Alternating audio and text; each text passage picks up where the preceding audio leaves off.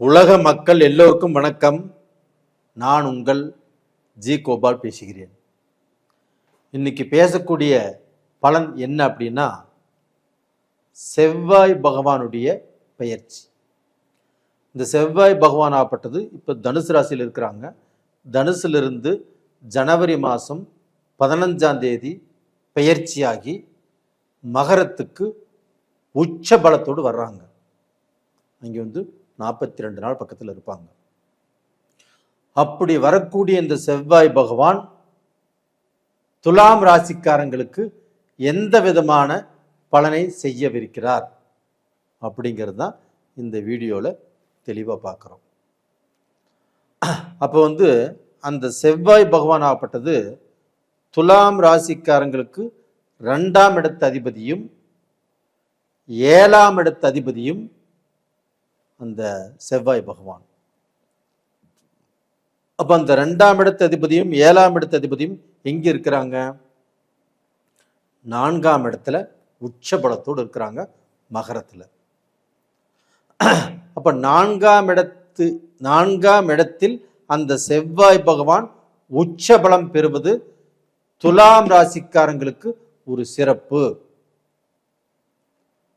அது போக அதே துலாம் ராசிக்கே மகர ராசிக்கு சுக்கிர பகவான் வர்றாங்க. அப்புறம் கும்பத்துக்கும் போயிடுறாங்க. இது ஒரு பக்கம் இருக்கட்டும், நான் சொல்றேன். அப்ப அந்த மகரத்தில் இருக்கக்கூடிய அந்த செவ்வாய் பகவான் 4ஆம் பார்வையாக துலாம் ராசிக்கு 7ஆம் இடத்தை, மேசத்தை அந்த செவ்வாய் பகவான் பார்க்குறாங்க. இது ஒரு அற்புதமான அதிர்ஷ்டமான ஒரு யோக காலம்.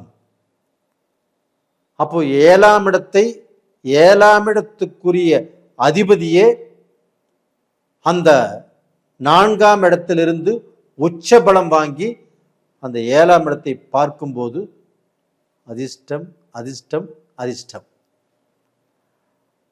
அப்போ பார்த்தீங்கன்னா, துலாம் ராசிக்காரர்கள் எனக்கு திருமணம் ஆகலைங்க, 4-5 வருஷமா பொண்ணு பார்க்குற, செட் ஆகலை, 2-3 வருஷமா மாப்பிள்ளை பார்க்குற, செட் ஆகலை, என்னை பெற்றவங்க ரொம்ப ரொம்ப வருத்தப்படுறாங்க, எனக்கு கல்யாணம் ஆகலையே அப்படின்னு.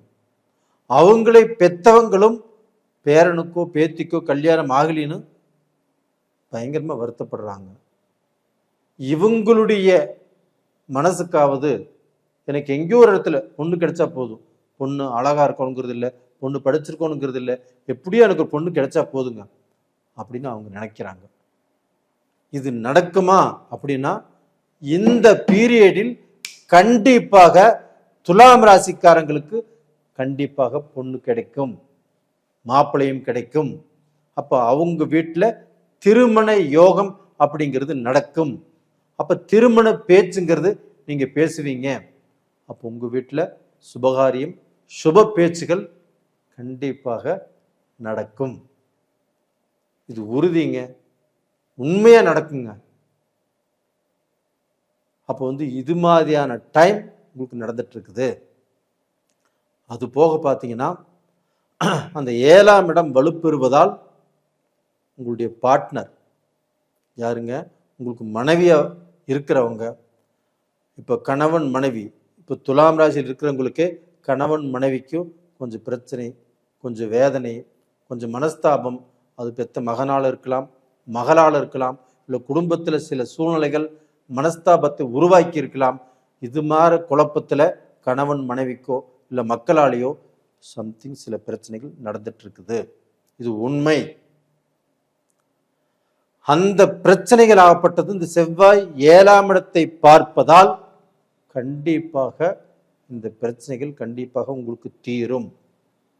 அது மட்டும் இல்லை, அந்த 7ஆம் இடத்தை பார்த்து அந்த பார்வை பலம் மேசராசியில பட்டு அந்த மேசராசிக்கு உச்சமான செவ்வாய் மேசராசியில பார்க்கறதுனால கண்டிப்பாக உங்க குடும்பத்தில் இருக்கக்கூடிய பிரச்சனைகள் தீரும், குறைகள் மாறும், குழந்தை பாக்கியம் கண்டிப்பாக கிடைக்கும். ஏன் சொல்ற அப்படின்னா, 3, 6, 7.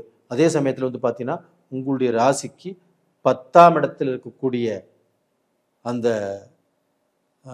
செவ்வாய் பகவானையும் சந்திரன் வீட்டை செவ்வாய் பகவான் பார்ப்பதும் 11ஆம் இடத்தில் இருக்கக்கூடிய அந்த சூரியனுடைய வீட்டையும் இந்த செவ்வாய் பார்க்குறாங்க. அப்போ வந்து பார்த்தீங்கன்னா 10, 11 அப்படிங்கிறது ஒரு அற்புதமான ஸ்தானங்கள். அப்போ அங்கே செவ்வாய் பார்ப்பது, அங்கே செவ்வாய் நீச்சம். அப்போ அந்த செவ்வாய் அந்த நீச்சமான இடத்தை பார்ப்பது நீச்ச பங்க ராஜ யோகம். துலாம் ராசிக்காரங்களுக்கு நீச்ச பங்க ராஜயோகம். அப்புறம் என்ன கவலை, என்ன கஷ்டம்? நீங்கள் சந்தோஷமாக ஜாலியாக மனசை ரொம்ப தைரியமாக வச்சுக்கோங்க. எல்லாமே பாசிட்டிவாக தான் உங்களுக்கு நடக்கும். அது போக 11ஆம் இடத்தையும் அந்த செவ்வாய் பகவான் பார்க்குறாங்க. அந்த 11ஆம் இடம் என்பது லாபஸ்தானம். அப்போ வந்து பார்த்தீங்கன்னா நீங்கள் எந்த வழியில் போனாலும், எதை செய்தாலும், எதை தொட்டாலும் இந்த பீரியடில் லாபம் தான் உங்களுக்கு நிச்சயம். ஏன்னா உங்களுக்கு தனாதிபதி செவ்வாய் பகவான். அந்த செவ்வாய் பகவான் 11ஆம் இடத்துல 11ஆம் இடத்தை பார்க்கும்போது உங்களுக்கு வந்து பார்த்தீங்கன்னா ஏதாவது ரூபத்தில் லாபத்தை கொடுக்கும். எப்பவுமே வந்து அந்த தனாதிபதி 11ஆம் இடம் என்பது லாபம். இது ரெண்டுமே நல்லா இருந்தால் மட்டும்தான் நம்மளுக்கு அந்த வளர்ச்சி, அந்த பணம் சேர்க்கை, மீண்டும் மீண்டும் நம்ம வளர்றது, நம்ம கடன் கஷ்டங்களை அடைப்பது, அதுபோக தங்க நகைகள் வாங்குவதற்கு வாய்ப்பு இருக்கிறது. அப்போது உங்கள் மனைவிக்கு நகை வாங்கி கொடுப்பீங்க, இல்லைன்னா அடகு வச்சிருந்த பொருளை திருப்புவீங்க, இல்லை உங்கள் பொண்ணு கல்யாணத்துக்கு நகை வாங்குவீங்க, இல்லை உங்கள் பையன் கல்யாணத்துக்கு நகை வாங்கி சேர்த்து வைப்பீங்க. இது எல்லாமே இந்த பீரியடில் கண்டிப்பாக நடக்கும். அப்போ டோட்டலாக பார்த்தீங்கன்னா இந்த சுக்கிர பகவானும் 4ஆம் இடத்துக்கு போகிறாங்க, 5ஆம் இடத்துக்கும் போகிறாங்க.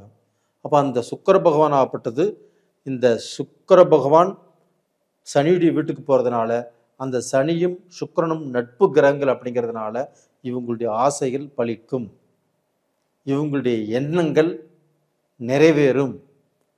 அப்போ பார்த்தீங்கன்னா அந்த சனி பகவானால் இவங்களுக்கு நல்லது நடக்கும். அப்போ அந்த சனி பகவான் ஆகப்பட்டது இவங்களுக்கு 6ஆம் இடத்தில் இருக்கிறாங்க. அப்போ அந்த 6ஆம் இடத்தில் இருக்கக்கூடிய அந்த சனி பகவான் சுக்கிரன் சனி பகவானுடைய வீட்டுக்கு வந்ததுனால அந்த சுக்கிர பகவானுக்கும் நல்லது தான் செய்வார். கண்டிப்பாக உங்கள் வாழ்க்கையிலே நல்லது நடக்கும். கெட்டது ஏதாவது நடக்குமா சார் அப்படின்னா ஒரு விஷயத்தில் கொஞ்சம் கவனமாக இருங்க. எந்த விஷயம் அப்படின்னா, ஒரு பிஸ்னஸில் இருந்து நீங்கள் பணம் ஒருத்தரை நம்பி கொடுக்கறதோ, அவங்க சீக்கிரம் கொடுத்துருவாங்க, நம்மளுக்கு ரொம்ப வேண்டப்பட்டவங்க அப்படின்னு நினச்சி நீங்கள் ஏதாவது கொடுத்தால் கண்டிப்பாக மாட்டிக்குவீங்க.